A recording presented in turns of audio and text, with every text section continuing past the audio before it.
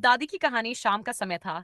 आसमान में हल्की हल्की लाली छाई हुई थी और गांव के पुराने आंगन में एक पुरानी सी चारपाई पर बैठी थी दादी।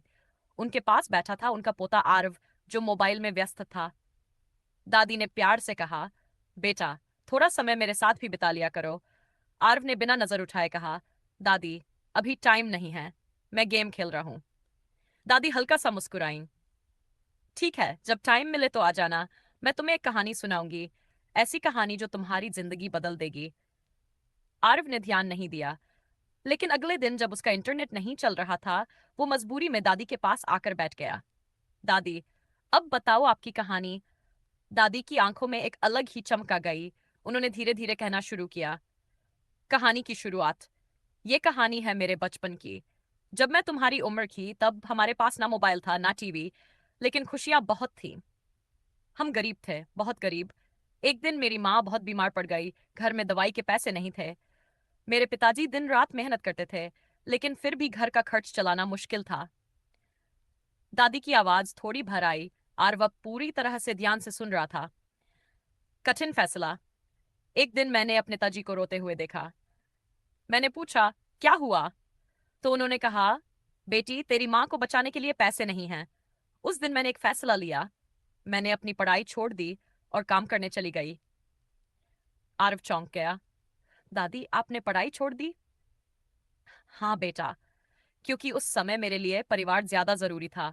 संघर्ष और त्याग। मैंने छोटे छोटे काम किए, लोगों के घरों में बर्तन धोए, कपड़े साफ किए, धीरे धीरे पैसे जमा किए। और एक दिन मैं अपनी माँ के लिए दवाई लेकर आई। उस दिन मेरे पिताजी की आंखों में जो खुशी थी, वो मैं आज तक नहीं भूल पाई। सबक देने वाला मोड़। लेकिन बेटा, जिंदगी हमेशा एक जैसी नहीं रहती।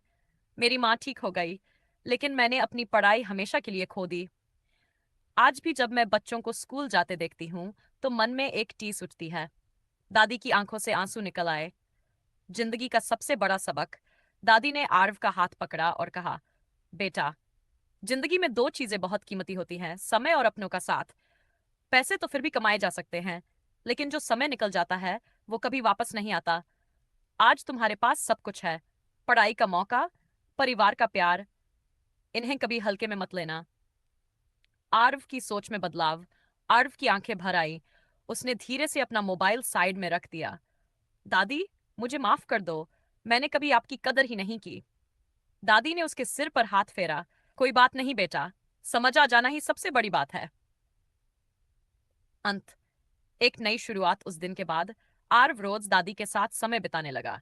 वो उनकी हर बात ध्यान से सुनता और पढ़ाई में भी मन लगाने लगा, क्योंकि अब उसे समझ आ गया था, जिंदगी की असली खुशी मोबाइल में नहीं, अपनों के साथ होती है। समय और अपनों की कदर करो, क्योंकि यही जिंदगी की सबसे बड़ी दौलत है।